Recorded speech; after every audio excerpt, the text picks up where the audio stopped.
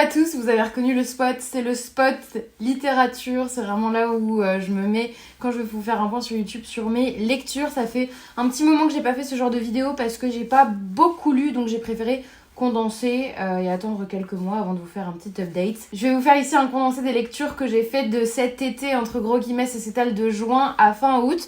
Et il y en a quand même quelques-unes, puisque j'en ai 6 à vous présenter aujourd'hui. Ce sont pour moi des lectures très différentes, donc je suis très contente de vous partager mon petit retour. Je vais vous partager donc ces lectures, ce que j'ai aimé, ce que j'ai moins aimé, chronologiquement selon la façon dont je les ai lues. Puis j'espère que vous me ferez un petit retour en commentaire de vos lectures, me faire peut-être un petit avant-goût et me dire si vous avez aimé ou pas cette lecture, parce que c'est toujours cool de se donner des petites recommandations. J'espère que cette vidéo va vous plaire, n'hésitez pas à me dire si vous aurez trouvé des coups de cœur dans ces lectures, et il y en a vraiment, je pense, qui vont vous plaire. J'ai commencé avec L'étranger d'Albert Camus aux éditions Folio.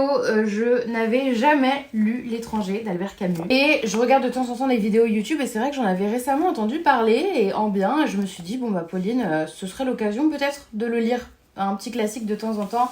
Ça peut pas faire de mal à caler entre toutes mes autres lectures. Je vous lis la 4e de couverture. Quand la sonnerie a retenti encore, que la porte du box est ouverte, c'est le silence de la salle qui est monté vers moi.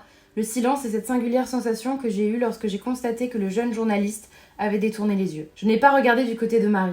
Je n'en ai pas eu le besoin parce que le président m'a dit dans une forme bizarre que j'aurais la tête tranchée sur une place publique au nom du peuple français. Donc il s'agit ici de l'histoire de Meursault, vous l'aurez compris, qui finit la tête tranchée à la fin du livre, et on va vraiment avoir l'histoire du pourquoi, du comment. J'ai l'impression que la temporalité du récit est assez rapide entre le moment où on commence le livre et la toute fin. J'ai pas l'impression qu'il se soit passé des mois et des mois. Donc c'est assez intéressant de plonger dans le regard et le positionnement de Meursault. Globalement, c'est une lecture que j'ai appréciée, même si j'ai pas toujours été très à l'aise de le lire. C'est bizarre parce que pendant tout le livre, jusqu'à la fin, j'ai pas réussi à m'attacher au personnage.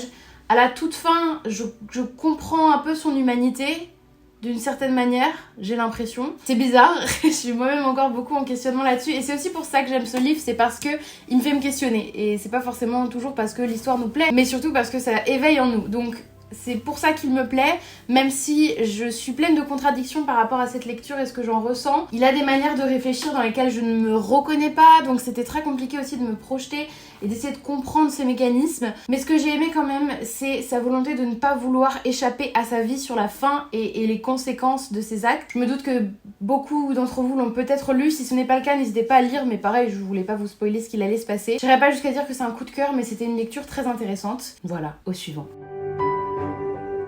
On retourne dans un genre qui est plus dans ma zone de confort entre guillemets, puisque c'est du Agnès Martin-Lugan. J'ai enfin lu Les gens heureux lisent et boivent du café, donc paru aux éditions Pocket, et la suite qui est La vie est facile, ne t'en fais pas, toujours des éditions Pocket. J'ai eu pas mal de retours sur Instagram de votre part me disant mais Pauline, il faut que tu lises Les gens heureux lisent et boivent du café et la suite, tu vas vraiment adorer. Je vous lis la 4e de couverture de Des gens heureux. Ils étaient partis en chahutant, j'avais appris qu'ils faisaient encore l'épître dans la voiture, je m'étais dit qu'ils étaient morts en riant, je m'étais dit que j'aurais voulu être avec eux. Diane a brusquement perdu son mari et sa fille dans un accident de voiture. Dès lors, tout se fige en elle, à l'exception de son cœur qui continue de battre, obstinément, douloureusement, inutilement. Égarée dans les limbes du souvenir, elle ne retrouve plus le chemin de l'existence. Afin d'échapper à son entourage, elle décide de s'exiler en Irlande, seule. Mais à fuir avec acharnement la vie, elle finit par vous rattraper. Et je ne vous lirai pas la 2e de couverture de la suite, parce que s'il y a des choses qui pourraient vous spoiler ce qui s'est passé. Je serai peut-être pas objective, mais c'est pas le sujet, puisque je suis pas critique littéraire et que je vous partage juste mon avis. J'ai adoré la plume d'Agnès Martin-Lugan dans À la lumière du petit matin. Et je l'ai autant adoré dans ces 2 livres-là. Je les dévore, j'ai l'impression qu'elle parle comme je parle et c'est fluide et t'as pas besoin de relire les phrases, enfin je bute pas sur les mots et je trouve qu'elle décrit à la perfection des sensations. On va suivre Diane qui, à la suite de la perte de son mari Colin et de sa fille Clara, va décider de tout plaquer et d'aller vivre en Irlande et laisser derrière elle son meilleur ami Félix qui va tenir à sa place Les gens heureux lisent et boivent du café, qui est son café littéraire. Et donc on va suivre sa retraite en Irlande, toutes ses pensées, toute sa tentative de reconstruction, les rencontres qu'elle pourrait faire là-bas, famille, d'hommes. J'ai vraiment rien envie de vous spoiler parce que je pense que moi-même j'aurais pas aimé avant de les lire. qu'on me dise quoi que ce soit de ces histoires. Je trouve que c'est une très belle histoire de reconstruction, de se faire confiance, de retrouver son identité, sa personnalité, ses marques. Je crois que j'ai dû le lire en 10-15 fois avec les trajets de train, etc. À chaque fois, j'avais toujours au bout d'un moment les larmes aux yeux parce qu'il y a beaucoup d'émotions différentes. Et je vous invite vraiment, si c'est le type de lecture qui vous plaît, vite tous les jours entre guillemets, où on est dans le quotidien d'une personne, je vous invite à les lire parce que ils sont super. Et j'ai adoré À la lumière du petit matin, mais je les ai encore plus préférés, vraiment. J'ai juste trop hâte de lire d'autres de ces romans. Le premier livre termine d'une certaine manière qui fait qu'on a très envie qu'il y ait une suite, et par chance il y a un deuxième livre, il n'y en a pas un troisième, et dans le deuxième on a vraiment aussi beaucoup d'autres sentiments de voilà, Diane elle a avancé dans sa vie, il y a d'autres choses qui arrivent, on n'est parfois pas d'accord, on n'a parfois pas envie que ça se passe comme ça, on a plus de... J'ai trouvé le deuxième parfois un peu plus frustrant. J'ai adoré ces lectures-là et je les relirai volontiers. Je rentre pas trop dans les détails de l'histoire parce que je ne veux rien vous gâcher. Je trouve que ce sont des lectures qui se dégustent et je les ai vraiment dégustées. Après ces lectures d'Agnès Martin-Lugan, je me suis laissée aller à une lecture. C'est une recommandation de ma libraire. J'avais envie de sortir de ma zone de confort parce que je pourrais très bien lire que des styles d'Agnès Martin-Lugan, Marc Lévy, Virginie Grimaldi, Tutti Quanti. Mais j'ai envie aussi d'aller découvrir d'autres horizons et je trouve que c'est très compliqué de le faire seule et c'est pour ça que j'aime bien avoir des recommandations. Donc il y a une des libraires de la librairie pas loin de chez moi qui m'a conseillé Gioconda de Nikos Kokenzis, paru aux éditions Micros. Donc Gioconda, c'est le nom de cette petite madame, en tout cas moi elle avait cette tête là dans ma tête quand je lisais ce livre. Pour vous lire la 4e de couverture, Gioconda est un de ces petits livres que l'on n'oublie pas de sitôt. Dans la Grèce de la Seconde Guerre mondiale, 2 adolescents vont découvrir la magie du désir et de l'amour. La tourmente de la guerre emportera cet amour, mais ce livre nous le restitue avec une force, une vérité extraordinaire, et nous gardons longtemps au creux sa lumière. Sachez que c'est une histoire vraie qui a été vécue par l'auteur. C'est son histoire d'amour pendant la Seconde Guerre mondiale avec Gioconda, avec qui il a grandi, ils ont toujours été très complices. Et on a justement le récit de cette complicité qui est née, qui s'est à l'adolescence transformée en amour. Et en fait, cette lecture est vraiment une ode à l'amour, à la sensualité, à la femme. Gioconda, c'est sa pierre précieuse, la manière dont il la décrit, dont il l'aime, dont il s'aime. C'est comme dans ce récit, ils sont quand même assez jeunes. Parfois, j'avais du mal à arriver à bien projeter qu'une personne de 14 ans peut projeter par rapport à mon âge actuel dans un cadre amoureux. C'était moins fluide dans le sens il fallait toujours que j'essaye de me repositionner comme quelqu'un de plus jeune. C'est une lecture qui est très courte, on est sur une centaine de pages donc ça se dévore littéralement. Il n'y a pas de péripéties tout au long du livre en tant que tel, c'est vraiment juste la description de ce qu'il y a entre deux êtres, de la vie aussi à cette époque de Seconde Guerre mondiale. C'est une belle lecture, je regrette pas de l'avoir faite, je le relirai. J'irai pas jusqu'à dire que c'est un coup de cœur de fou, mais c'était une très belle lecture. Je vous invite à le lire si jamais ça vous tente parce que je ne pense pas que vous serez déçus. Quand j'ai fermé ce livre, je me suis dit waouh, j'espère qu'un jour quelqu'un parlera de moi comme ça. C'est très très beau. Suivant.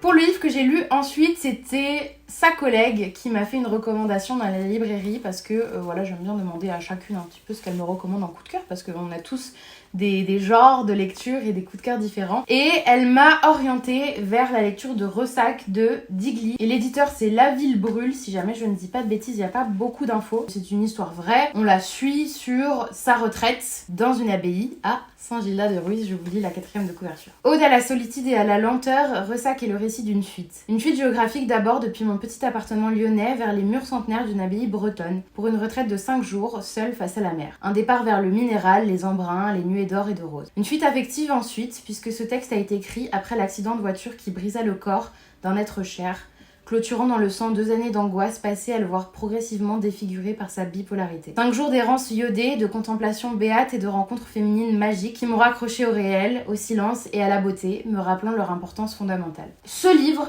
n'était pas ce à quoi je m'attendais au départ. Quand j'ai lu ça, je me suis dit trop cool, je vais suivre Maureen, qui en plus c'est une vraie histoire, par faire une retraite silencieuse. J'ai imaginé que dans ce livre, elle passerait la journée avec les sœurs à l'abbaye, un genre de sororité entre les sœurs de l'abbaye et elle, dans le côté échange avec les sœurs. Et en fait, pas du tout. Donc, je préfère vous le dire dès le début, ne vous attendez pas en lisant ça à vous dire, voilà, elle va vraiment partager son moment avec les sœurs de l'abbaye et c'est les discussions avec elles et leurs expériences passées, etc. qui vont ensuite travailler son introspection. C'est pas le cas. Tenue sous la forme d'un journal, on a le jeudi, le vendredi, etc.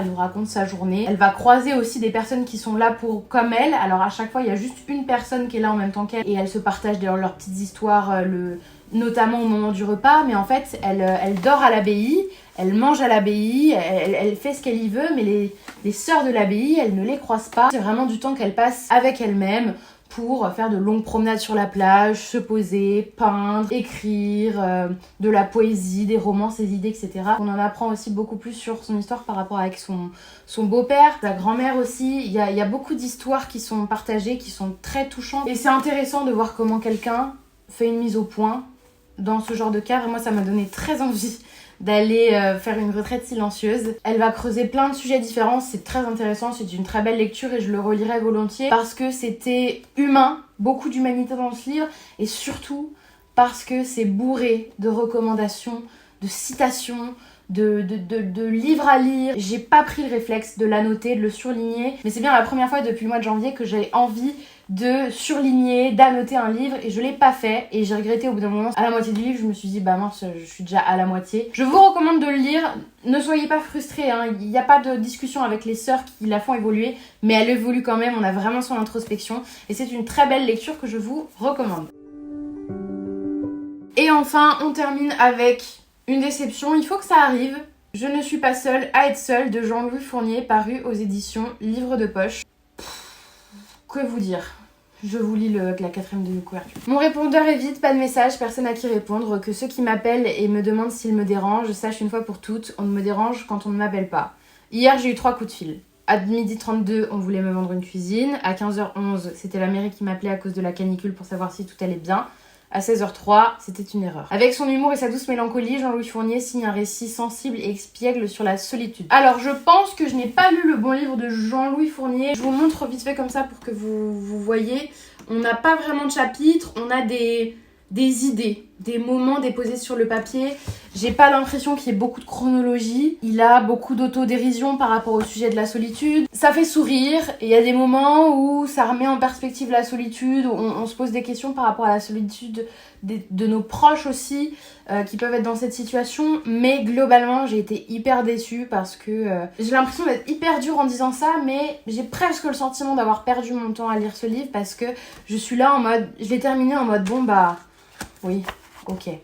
Et alors? Et en fait, je me suis dit, bon bah voilà, c'était une lecture. Je vais pas dire pas agréable, mais c'est juste... voilà, j'ai l'impression d'avoir lu pour lire. Donc je suis très déçue de cette lecture. Je ne sais pas si vous l'avez lu, mais en tout cas, moi, c'est une déception. Je ne vous conseille pas de le lire. Après, si ça pique votre curiosité et que du coup, vous voulez savoir...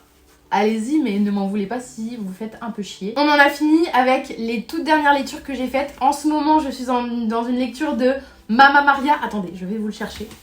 Mamma Maria de Serena Giuliano, paru aux éditions Pocket. Il paraît qu'elle a écrit plusieurs livres. Vous êtes beaucoup sur Instagram à m'avoir recommandé de lire Luna. Donc je pense que je le lirai après, peut-être pas tout de suite après cette lecture là parce que j'ai déjà plein de livres qui attendent d'être lus. Vous aurez mon avis complet sur la prochaine vidéo lecture, mais après le livre sur la solitude, ça n'a rien à voir, c'est un petit bonbon, c'est un régal à lire, j'ai hâte de voir où est-ce que ça va nous mener. En tout cas, premier teasing, j'aime beaucoup ce livre, je le trouve très très frais. Écoutez, j'espère que la vidéo vous aura plu. N'hésitez pas vraiment à me dire si vous avez lu ces livres, ce que vous en avez pensé, parce qu'on peut avoir des avis très différents. Si on a certains qui ont piqué votre curiosité, vous, ce que vous avez lu, est-ce que vous pouvez me recommander? Merci d'avoir regardé cette vidéo, je vous dis à la semaine prochaine, prenez grand soin de vous, des bisous.